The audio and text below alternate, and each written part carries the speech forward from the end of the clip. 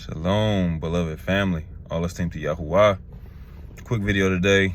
I'm not going to go too long by any means. I know I always say that, but I promise you this video will not be long. But it's about the royal priesthood, right? So 1 Peter chapter 2 deals heavily with, with Yah giving Kepha insight on what we look like in these times.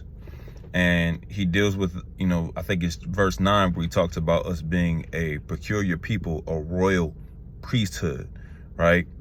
And I want to talk about this because oftentimes when we come into truth, we have this idea or this mindset that we can't look at ourselves as royal, right? We think humble means without authority, right? We think humble and meek means weak when it's really strength based off of what you are submitted under, its power and its authority. Because we talked about this before, but the law of submission deals with you gaining access to the power of what you are submitted under. So if you are submitted under the authority of Yahuwah, you are submitted under the authority of Yahusha Hamashiach, then you should reflect his power. Hallelujah. So I just want to talk about this because, again, that's something that's taboo, but we're going to dismantle and destroy that. Like, I'm a king because I'm submitted under the King of Kings, right? I'm a priest who I am submitted under the high priest, Yahusha Hamashiach. That's what the Melchizedek order is all about when you read the book of Hebrews, Abrim or Evrim, right? It talks about Mashiach fulfilling the prophecy spoken over him regarding him forever being a priest after the order of Melchizedek, who was what? He was first a king and also a priest. So this is what we have to embody. We have to embody a character of the royal priesthood. Now, the word royal is just going to take you back to the Hebrew word king, Melech, M or Mem, Lamet, Kaf. And it's the idea of walking amongst a people, right? Exerting authority over a group of people or a region, or having dominion or power over people by actually walking with them and being an example to them, right? Being able to articulate the Torah of Yahuwah and turn people's heads in a way, right? What's the term I'm looking for? I would say to really influence, right? It's influence. It's the idea of influencing somebody on how they are to live as set apart unto Yahuwah, which brings him esteem, right? But then you got to add the priesthood to that. So priesthood will take you back to the word kana, right? Kaf, hey, noon, hey, right? So it technically will be pronounced kana. It goes back to the root kaf, wa, noon, or kawan, which really is just someone that's firmly established, one that is firmly established in the set apart things of Yahuwah. So this is what the Levitical priesthood idea would be concerning. But remember, before there was ever a Levi, there was Melchizedek, right? It's the first mention of the script is Genesis 14 of the word priest would be Malik Zadik, also known as Melchizedek, who low key is Shem.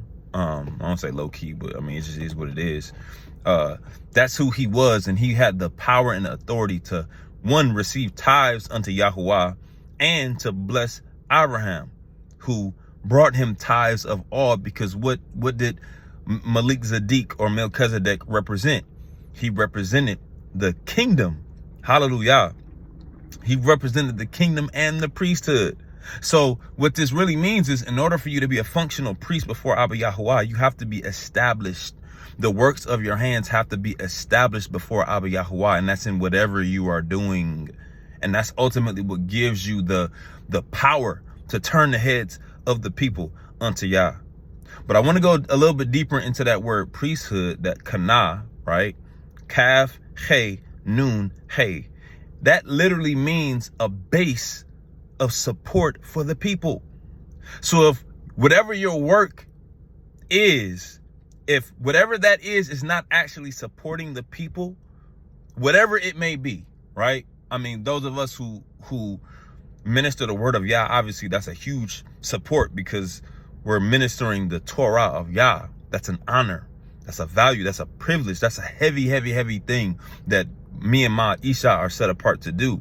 But I'm talking to those of you all who might have purposes outside of that, you know, be it, I don't know, maybe your purpose is teaching children. Maybe your purpose is a chef, right? Maybe you cook. Maybe you deal with, you know, the set apart diet. Maybe you deal with, I don't know, finances. Maybe you deal with agriculture, right? Maybe your thing is farming and growing and dealing with the land, right? Maybe your thing is the idea of business. I mean, we need those who represent the kingdom of Yah in every avenue, in every arena that is set apart unto Yahuwah. I ain't talking about something that's against Torah.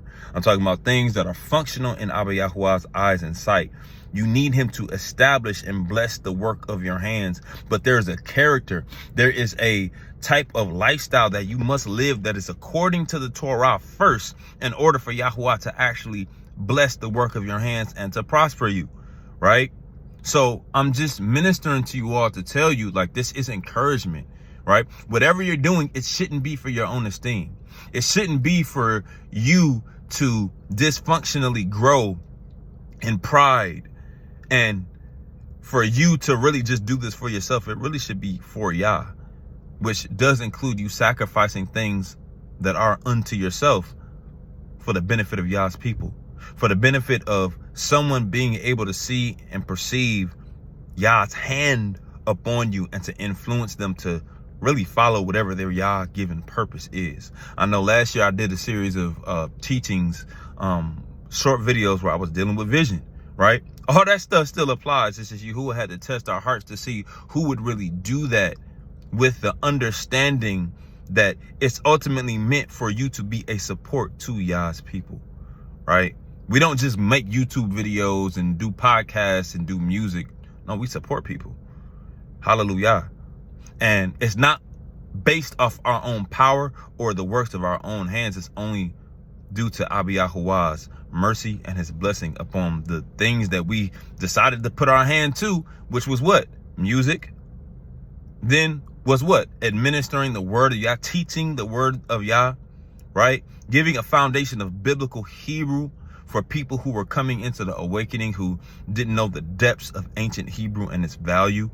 Even going deeper into, you know, some of the things that went forth through this order regarding how to worship Yah, how to bow before him in his presence, how to dress set apart with the kingly priestly garments to look the part of a royal priesthood. Not necessarily just talk about it, but to actually be set apart in what we're doing and to really be that on the inside. So I just want to encourage y'all, man. We are a royal priesthood. That's who we are set apart to be, especially Yehuda, right? Because Yehuda, the prophecy over him, according to Genesis 49, was that the scepter would not depart from Yehuda. That's the kingdom, right? With Yahusha HaMashiach seated upon that throne. So our job is to embody and walk in the authority, in the power of how we carry ourselves unto Abba Yahuwah, submitted under Yahusha HaMashiach, the Son, who does nothing but reflect the esteem of his Father perfectly, without measure. Hallelujah.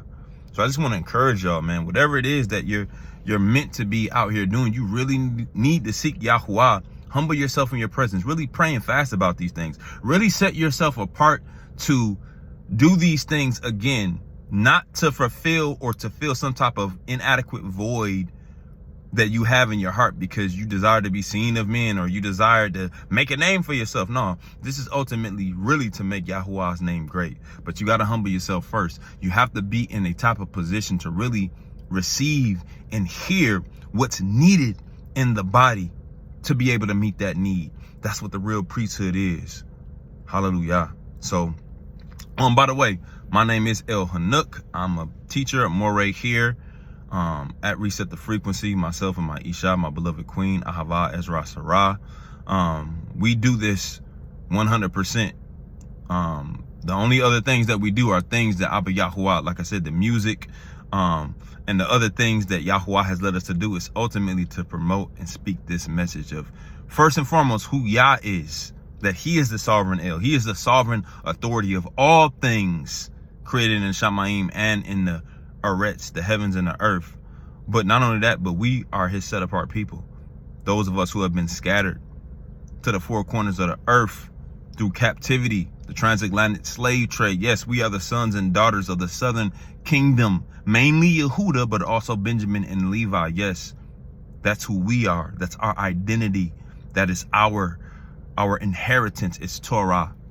And the best way that we are able to spread this message throughout the four corners of the earth is exactly what I explained in this video, is to really be the example of that royal priesthood and putting our hands to doing whatever Abba Yahuwah's will is for us to do, and really making the decision before all of that to love Yahuwah with all our heart, all our mind, and our strength, and not deviate from the right or to the left, but to really guard the Torah of Yahuwah, the path, the direction that he has pointed his finger to give us. That's really what the word Torah means. It's the idea of the pointing of the finger of a direction one is to take in life. So with that being said, I love you all. We will do more videos and Yah willing teachings on the royal priesthood, but that's who Yahuwah has called us to be. So hold your head up, hold your head high. Hallelujah. In Yahuwah's esteem and in his power as that royal priesthood set apart unto him in Yahusha HaMashiach, the Mashiach of powers. I love you all. Shalom.